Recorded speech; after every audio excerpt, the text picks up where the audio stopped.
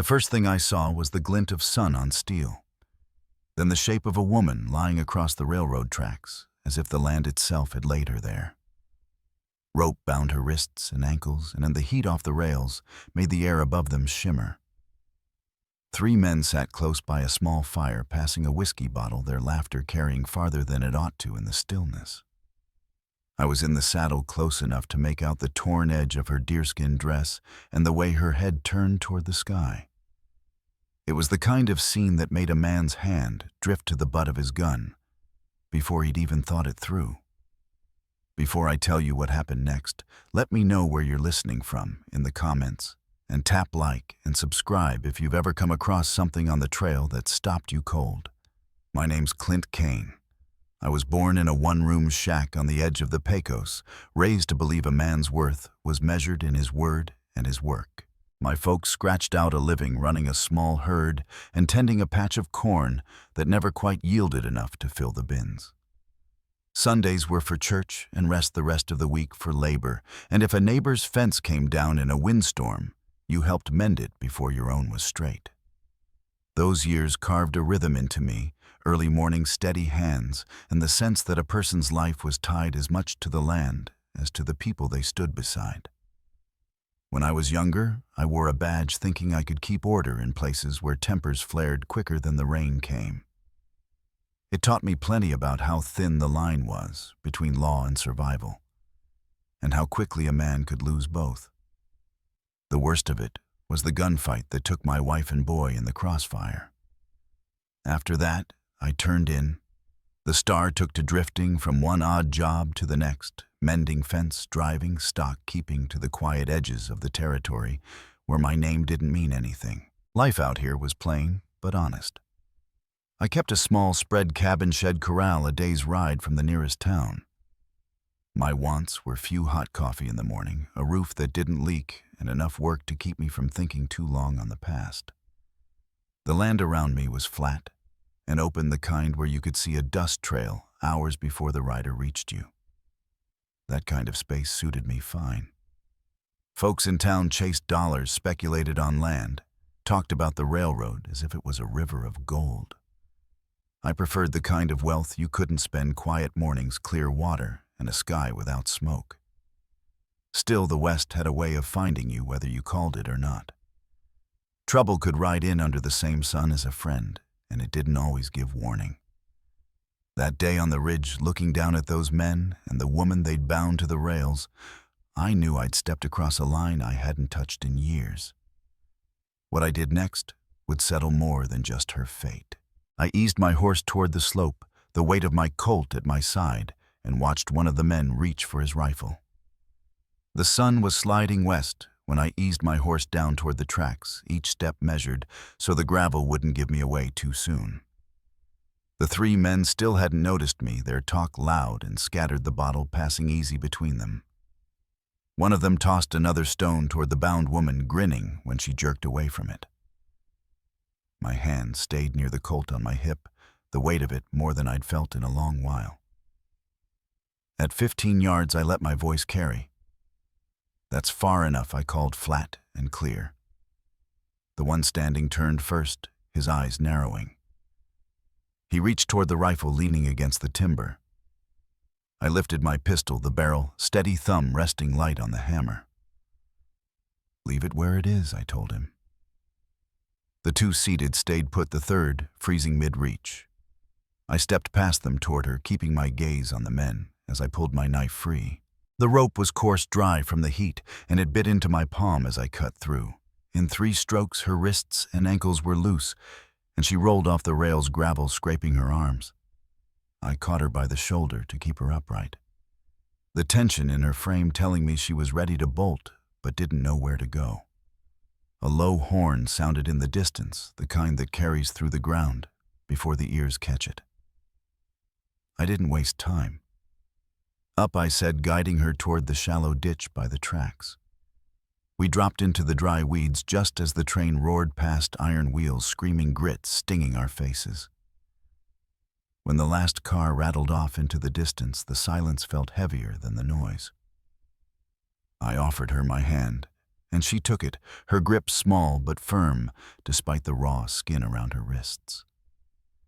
Her voice came steady low enough the wind nearly took it.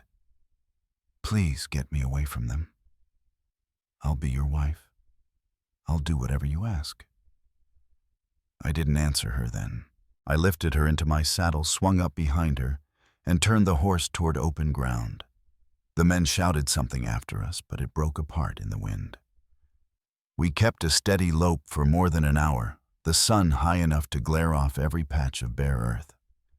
She sat straight in the saddle hands, light on the horn, never once looking back. I could feel the tension in her shoulders, her breathing shallow but even. She wasn't trembling. The cabin came into view as the light began to soften, a single-room building with a lean-to shed and a corral holding 2 horses and a mule. I slid down first, then helped her dismount. Her bare feet met the dirt, and she shifted quick from the heat. I fetched an old pair of moccasins from the shed, ones a trader had left months before. She hesitated but put them on, without a word. Inside, the place smelled of coffee grounds and the last stew I'd made 2 nights back. A table with 2 chairs sat near the iron stove, a narrow bed against the far wall. "You can have the bed," I told her. "I'll take the floor." She watched me as though measuring the truth of it, then sat on the edge of the mattress. I poured her a cup of water from the jug, and she drank fast before slowing. When I asked her name, she hesitated, then said, "Tea." I gave mine in return. I didn't press her for where she'd come from or how she'd ended up on the rails. Those questions could wait until we were far from the smell of whiskey and railroad smoke. I set a pot on the stove with beans, a strip of salt pork, and the last of an onion. She stayed on the bed, her eyes following me without straying to the rest of the room. When the food was ready, she ate in silence, the scrape of the tin spoon the only sound. Her shoulders eased a little by the end of the meal, but I caught her glancing toward the door twice to see it was still shut. Night came quick. I unrolled a blanket near the stove, banked the fire low, and left her the bed. "No one comes through that door unless I let him," I said before putting out the lamp. She didn't answer, but I heard the creak of the bed as she lay down. I stayed awake a long while listening to the wind press against the cabin walls and thinking on whether those men might try to follow. By first light, I was up feeding 2 splits of wood into the stove. She sat up slowly, her hair loose, watching me without speaking. "Water's in the jug," I said. She poured herself a cup, holding it in both hands, as if she wanted its warmth. I told her I had to mend the north fence and to keep inside if anyone rode up. She nodded once. Out at the fence, I worked the post hole digger into the dry ground, the sound carrying in the still air. Every so often, I'd see her at the doorway, silent, watching. Near midday, I stepped back inside. The smell of boiled cornmeal hung in the air. She'd found the pot and made a small batch without asking. "You know how to use that stove?" I asked. She gave the smallest shrug. "My mother taught me." It was the first thing she'd offered about herself without being asked. When I asked if she had family left, her voice was flat. "No one." I didn't press. I noticed she was mapping the cabin in her mind, where the lamp oil was, where the rifle hung, where I kept the coffee tin. Later, I brought in a shirt and trousers needing mending.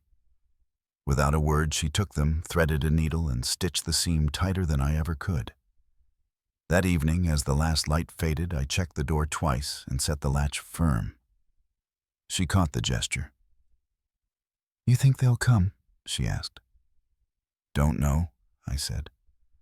"But if they do, they'll regret it." Her shoulders eased just enough for me to see. We settled in for the night, the fire low, my rifle within arm's reach. She lay in the bed, eyes open longer than I expected. The wind rattled the loose shutter, and I saw her flinch. In this country, peace was something you only had until someone decided to take it away. By the third afternoon, the quiet had worn thin. I was mending the latch on the shed door when I saw a dust trail building low on the eastern horizon. The light caught enough for me to count 3 riders. Their pace was loose, the kind that said they'd been drinking. T was by the corral tossing hay to the mule. I stepped onto the porch with my rifle already in hand. Inside, I told her. She froze for a moment, eyes locked on the approaching figures, then went straight to the cabin and dropped the bar into place. The riders slowed at my fence line, sitting their saddles as if weighing the ground between us. The one in front had a ruddy face from too much sun and liquor. "You've got something that's ours," he called. His voice was loud but carried no real weight behind it. I kept my tone even. "Don't think so." His mouth twisted. "She was with us. That makes her ours. Law says we can take her back." I stepped forward a pace. "Tie a woman to the rails, you give up your claim." One of the others let out a short, mean laugh. "She's an Indian. Cutting her loose don't make her yours." The front rider swung down boots, hitting the dirt hand, hanging close to the revolver at his side. I lifted the rifle just enough to make my meaning plain. "You go for it, you won't finish the draw." He stopped where he was, jaw tight. Behind him, the second rider muttered something about not wanting trouble. The tall one at the back spat into the dirt and kept his eyes fixed on the cabin door. The door opened then, and T stepped onto the porch. Her dress was mended, but worn, her hair brushed but unbound. She stood straight and spoke clear enough for all of them to hear. "I'm not yours." For a moment, the only sound was the wind moving through the dry grass. The tall rider sneered. "You'll change your mind when the law comes?" I cut him off. "Law's a long ride from here, and until it gets here, you're looking at it." The lead man looked between us, weighing something in his head. He swung back onto his horse. "You'll regret it," he said, but his voice didn't carry much force. They turned and rode off slow enough to let the words hang, but fast enough to be gone before the light failed. I watched until the dust swallowed them, then lowered the rifle. T stayed on the porch, her hands at her sides. "They might try again," I told her. She met my eyes and said, "So will I." The next morning, I circled the corral before sunup, looking for fresh sign of horses. The yard held only my own tracks. T stepped out, a shawl wrapped around her shoulders. "They'll come again?" she asked. "Could be," I said. "Or they'll wait for a better chance." She didn't look away. "And you, same as yesterday, only faster." That seemed to settle it for now. By mid-morning, she was at my side in the shed sorting nails and handing me the hammer without needing to be told. When I needed rope, she pulled it from the rafters. We worked on a section of corral fence, and I caught myself watching the way she set each post, checking its steadiness after every strike. She wasn't the kind to be idle. We stopped for water, and I asked, "Why were you with them?" She kept her eyes on the fence line. "They took me from a camp I was staying in. Said they'd trade me for supplies. I believed them. I shouldn't have." "Camp?" I asked. "Some of my mother's people, what's left of them. We were moving north, but they left me." She didn't explain why, and I didn't press. That evening, she sat by the lamplight, sewing another tear in her dress. When she finished, I said, "You keep fixing that dress? You'll run out of cloth." She gave a faint smile. "It's all I have." I pulled a folded wool blanket from the shelf. "This will do until we can get more." She tested its weight in her hands before setting it aside. We kept to the same watch that night, me by the fire, with the rifle closer in the bedroom with the bar on the door. But there was something different in the way she carried herself. She wasn't bracing for flight anymore. She was settling in, waiting with me, instead of hiding. The wind shifted the next morning, carrying the smell of rain from somewhere far off. T stood at the corner of the cabin, scanning the open land like she expected movement. "See anything?" I asked. She shook her head. "Just don't like not knowing where they are." I told her we'd ride into town for supplies, flour shot, maybe some cloth, and let folks see her there with me. it'd be harder for anyone to claim she belonged elsewhere if half the town had seen otherwise. She thought it over, then nodded. We rode mid-morning, the road hard-packed and the air still. As we reached the edge of town, her back straightened, eyes forward. At the general store, I tied the horses and handed her down. Inside, the air was cooler, thick with the smell of lamp oil and dried goods. The storekeeper glanced at her a moment too long before busying himself with my list. She met his look without flinching until he turned away. On the ride back, she stayed quiet, her gaze on the horizon.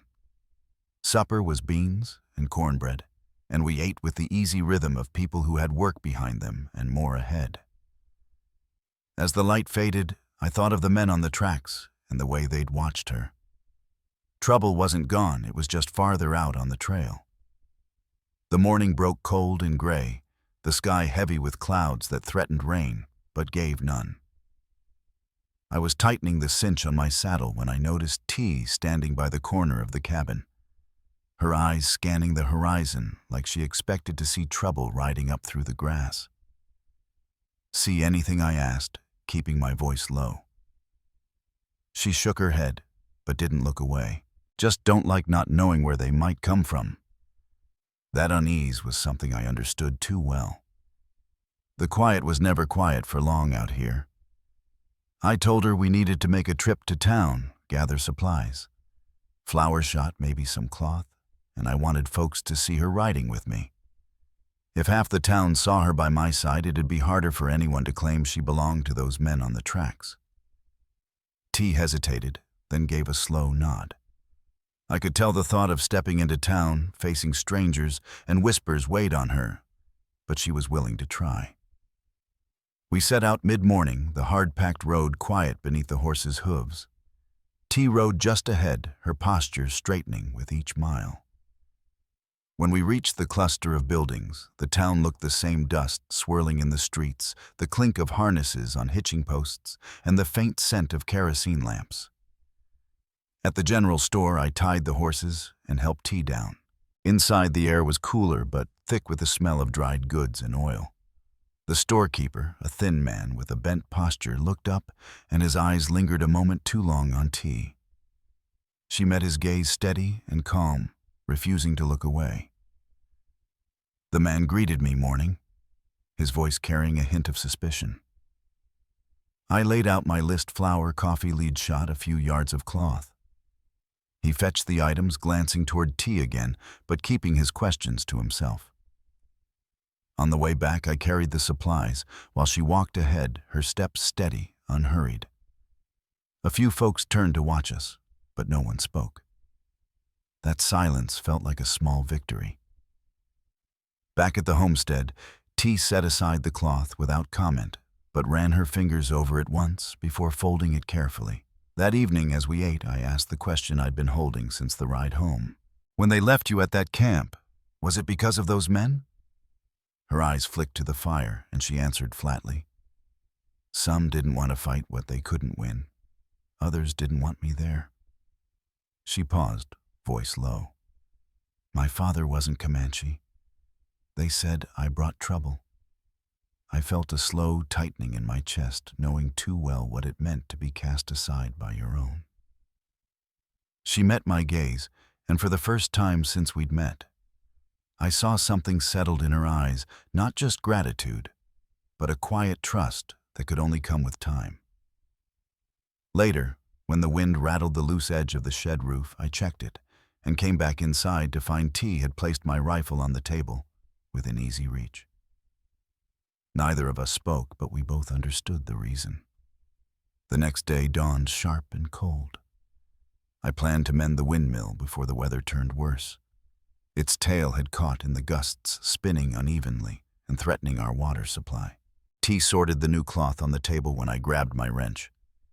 "Need help?" she asked. I shook my head. Not this time. The windmill stood at the far edge of the yard, its ladder worn smooth from years of climbing. The gusts tugged at my coat as I climbed higher. Halfway up, the wrench slipped from my glove and clattered to the ground. I cursed under my breath and reached for a spare tied to my belt. That shift in weight was all it took. The rung beneath my boot cracked and I fell 8 feet, landing hard on my left side. The air knocked out of me, a sharp pain tearing through my shoulder. I lay still, teeth clenched against the ache. T was already running toward me, her dress catching on dry grass. She dropped to her knees beside me. "Can you move?" she asked.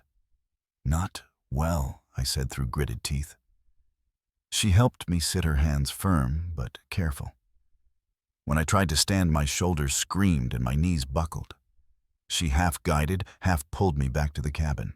Inside, she cleared the table and made me sit. "Dislocated," she said after a quick look.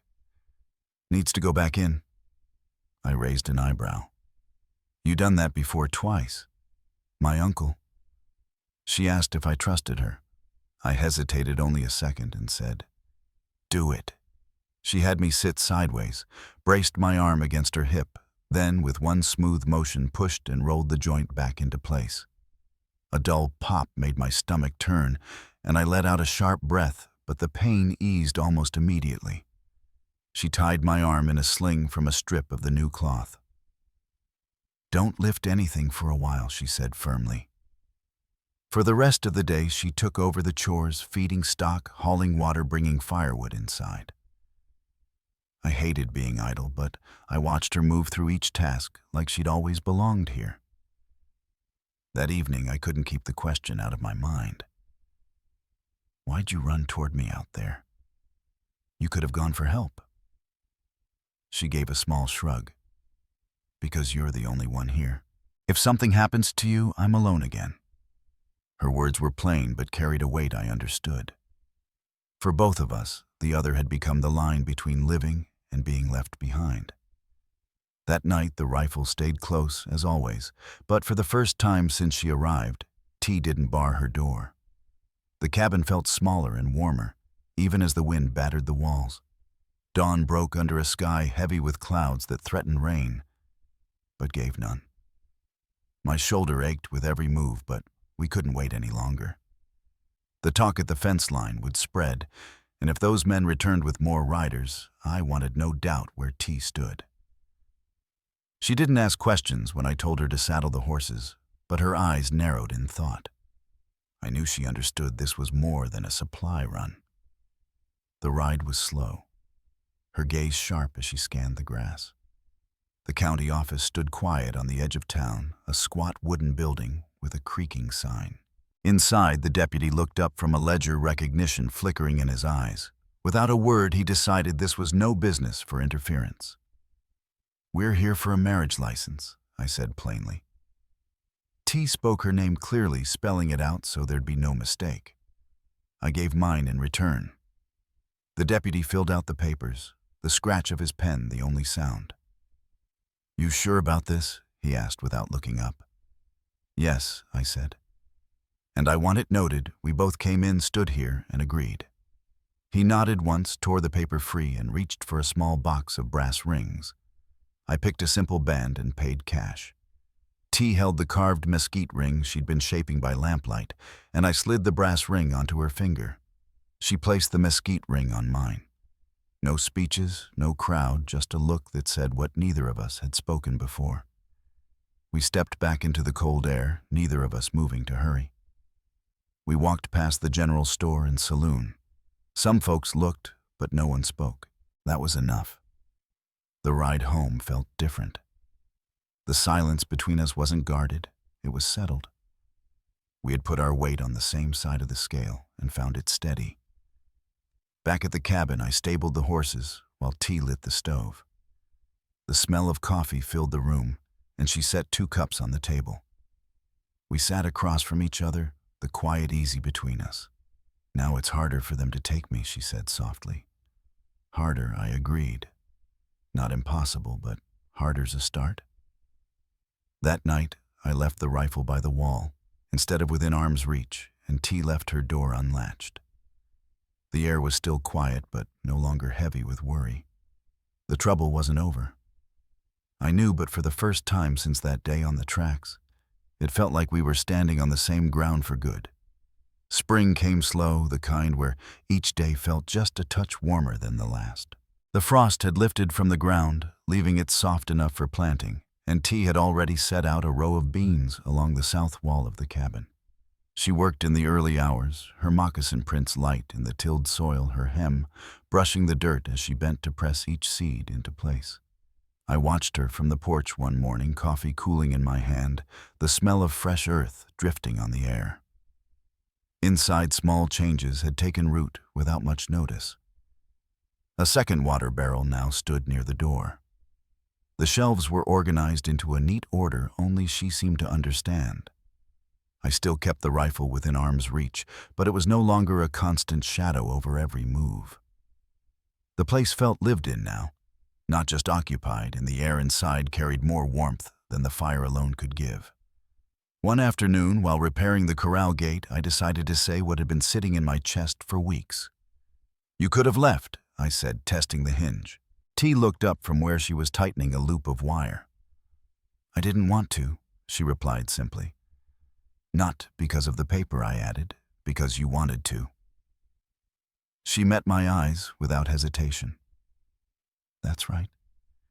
There was no guarded edge in her gaze anymore, just the same steady look she'd had when she stood on the porch against those riders, only warmer.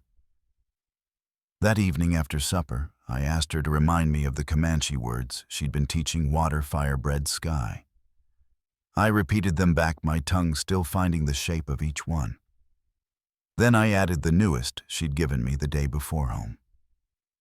She smiled, the kind that lingered in her eyes after it left her mouth. We sat by the fire until the wood burned low, saying little, both of us, content with the quiet. The next morning, we saddled the horses together. There wasn't anywhere urgent to go, but the work ahead was easier with 2 sets of hands. I mentioned adding another trough before summer, and maybe building a smokehouse before winter. T nodded, already thinking about what she could plant if we cleared more ground. By midday, the fence line was checked, the stock watered, and the cabin door stood open to the mild air. That peace held until late afternoon, when I caught sight of a lone rider on the far ridge, too distant to make out a face. The figure lingered just long enough to be noticed, then turned and disappeared over the rise. T stepped out onto the porch, following my line of sight. "Could be nothing," I said, though neither of us believed it. She stayed at the doorway until the light shifted and the land settled back into stillness. That evening, I made sure the shutters were latched and the latch on the door set firm. T took the rifle from its peg and placed it beside my chair without a word. We ate by lamplight, the scrape of spoons on tin the only sound. Outside, the wind moved through the grass in slow waves, carrying the faint smell of rain from somewhere far off. We turned in with that same quiet understanding we'd shared since the day at the county office, ready to meet whatever came, but not chasing it. The rider on the ridge might not return, but if he did, he'd find us prepared. As the fire burned down, I lay listening to the wind and the steady rhythm of her breathing from the next room, knowing the next turn in the trail might not be far off. The wind carried a dry bite the next morning, the kind that made the air feel sharper in the lungs. I went about checking the yard, my eyes drifting more than once toward the ridge where that lone rider had appeared the day before. T came out with a pail, heading toward the stock trough. She caught my glance and said quietly, "If they're watching, they're waiting for the right time." I didn't disagree. Out here, patience could be as dangerous as speed. We spent the morning working close to the cabin. I repaired a loose hinge on the shed door while T gathered the last of the kindling from the pile. By midday, the smell of coffee drifted from inside, and we sat at the table in the same easy rhythm we'd kept since winter broke. Still, I found myself glancing toward the window, scanning for any dust trail in the distance. That afternoon, I decided to take a walk along the creek bed a quarter-mile east, where the banks offered a good view in both directions. T followed without needing to be asked. We found no fresh sign of riders, but the quiet felt tight somehow, like the air before a storm. Back at the cabin, she fetched the rifle from its peg and set it by the door. Just in case, she said, and I nodded. 2 days later, near sundown, movement caught my eye, this time closer. 2 riders keeping just far enough off the main trail to blend with the scrub. They didn't come near the fence, just watched for a while before turning their horses west. T stood beside me on the porch, arms folded against the evening chill. "They're testing how close they can get," she murmured. I told her we'd be ready before they made up their minds to try more. The next morning, I hitched the wagon. "We're going into town," I said. "Need more powder and shot and a few things to keep us ahead if they come." T fetched her shawl and climbed up beside me. The road was quiet, but both of us kept our eyes moving. In town, I bought what we needed, while T traded a length of cloth for needles and thread at the mercantile. Folks noticed us, but no one spoke out. On the way back, we kept to the open road, the sun warm on our backs. Nearing home, T pointed toward a far rise. A lone figure sat on horseback, outlined against the sky. We didn't change our pace, and by the time we reached the yard, the rider had gone. We unloaded in silence, each of us knowing the watch wasn't ending anytime soon. The days that followed fell into a steady rhythm. We kept the corral mended, the tools sharp, and the rifles clean. T began spending part of each afternoon at the small garden patch, her back bent to the work, the rows neat under her hands. I kept an eye on the horizon while I worked the fence line. Once late in the day, I found a single horseshoe print in the soft dirt near the creek bed. It was too fresh to be from my own stock. That night, we ate with the lamplight throwing long shadows across the table. T asked if they come in numbers. I answered without pause. "Then we make it cost them." She nodded once, accepting the answer. Neither of us mentioned the horseshoe print. 3 days later, with no sign of riders, I decided to ride the perimeter at first light. T stayed behind, keeping the cabin closed up tight. The circuit took most of the morning, the land stretching open and empty under a clear sky. But near the southern edge, I spotted something, an old fire ring still holding a trace of ash. Whoever had camped there had done so recently and kept the fire low. I rode back at a steady pace, thinking on what that meant. When I told T, she set down the tin cup she was holding. "They're closer than we thought." I agreed, adding, "But they're not ready yet." That evening, she took out the small box where she kept her sewing and mended the strap on my saddlebag. The light from the lamp caught the curve of her face, calm and steady, despite the waiting. By the time the week turned, we both knew the pattern had shifted. They were around, and they were watching. The question was no longer if they'd come, it was when. That night, I checked the latch on the door one more time before banking the fire low. T placed the rifle near my chair without looking at me. Outside, the wind had dropped to nothing, the quiet deep enough to hear the boards of the porch creak in the cooling air. Somewhere out there beyond the reach of our lamplight, they were deciding their move. And here under our roof, we were readying for it.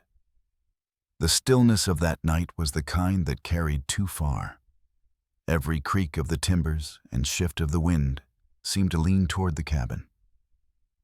I sat by the table cleaning my colt by lamplight, while T sorted through a small stack of mended shirts. We hadn't seen the riders again in 3 days, but both of us knew they were close. She paused her stitching only once to glance toward the door, as if listening for something beyond the walls. By first light, I was up and checking the yard. Frost had silvered the grass, and my breath came out in small clouds. T joined me, shawl tight around her shoulders. "If they mean to come, it'll be soon," she said. I nodded, scanning the horizon. We worked quietly that morning, she in the garden, at the corral, keeping each other in sight. The air felt stretched thin, like it could tear at the slightest push. It was near noon when the sound reached us. Not the steady clip of a lone horse, but the uneven rhythm of more than one. T set down her hoe and walked to the porch. I joined her, rifle in hand. 4 riders came into view from the east, their coats drawn tight hats low over their faces. They didn't slow until they were near the fence. The lead man was the same one from before, his expression harder now. "We're taking her," he called. "You can step aside or you can make it hard." I rested the rifle against my shoulder. "You try and you'll lose more than you came with." His horse shifted under him, uneasy in the silence that followed. One of the men flanked left, slow, as if testing my eyes.